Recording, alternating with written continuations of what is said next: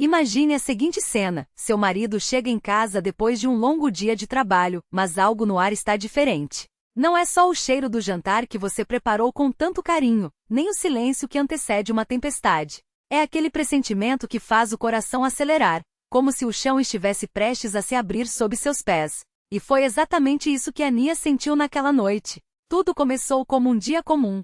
Ela voltou do trabalho, tomou um banho relaxante, preparou o jantar com esmero e se acomodou na janela com um livro, perdida entre as páginas até quase esquecer a hora. Quando ouviu a chave girar na fechadura, levantou-se para recebê-lo como sempre, com um abraço apertado, um sorriso sincero e aquele carinho que só quem ama de verdade conhece. Mas algo a deteve. Vozes altas, um tom de conversa que não combinava com a rotina do casal. E então as palavras que mudariam tudo. Mãe, fica tranquila, eu já cuidei de tudo. Ela não vai se importar, tenho certeza. Afinal, é só uma semana. Ania congelou. Não precisava de mais pistas para saber do que se tratava. A sogra, aquela mulher de princípios inabaláveis que via o mundo através de um filtro do passado, estava por trás daquilo. Não era a primeira vez que a presença dela causava tensão. Desde que se casaram, a relação entre as duas foi um campo minado de desentendimentos. Enquanto Ania abraçava as facilidades da vida moderna, entregas em casa, tecnologia,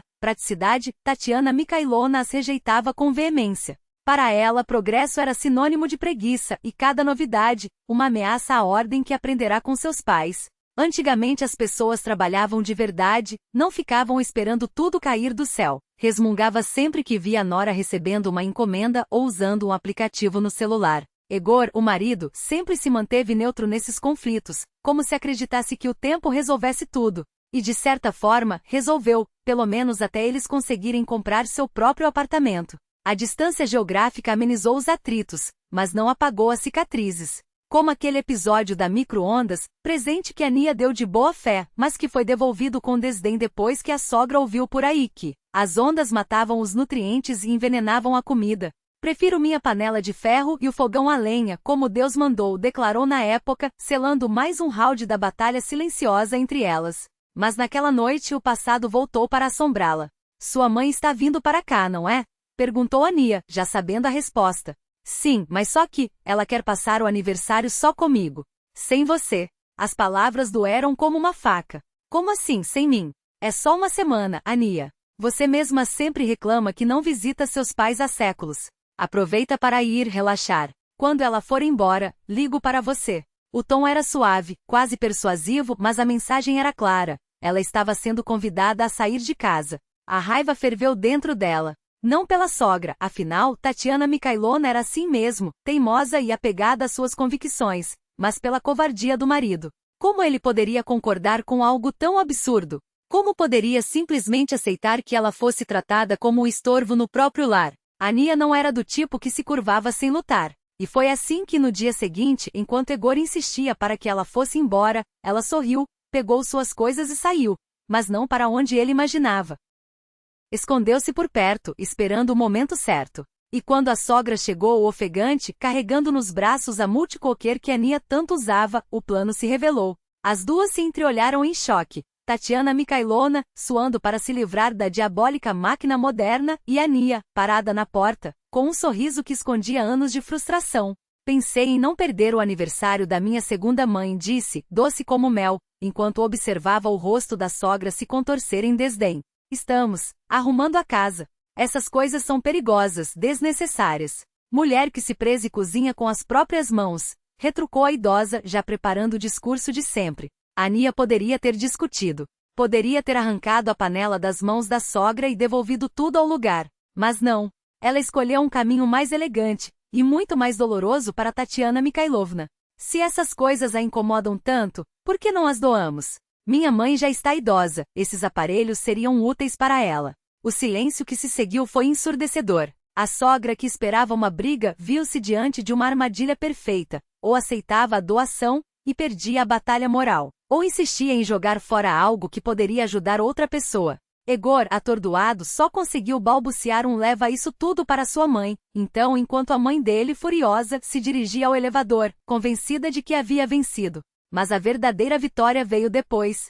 Naquela noite, Annie ajudou a preparar o jantar de aniversário, serviu a mesa com esmero e até proferiu um brinde tão emotivo que quase fez a sogra chorar. No dia seguinte, como planejado, foi para a casa de uma amiga, não por fraqueza, mas porque sabia que não aguentaria ver o marido se submeter à vontade da mãe por mais tempo. Uma semana depois, quando voltou, Egor tentou abraçá-la, mas ela se afastou. Estou com fome. Tem algo para comer? A pergunta era simples, mas carregava o peso de tudo que havia sido dito e principalmente do que não fora dito. Porque algumas batalhas não se ganham com gritos.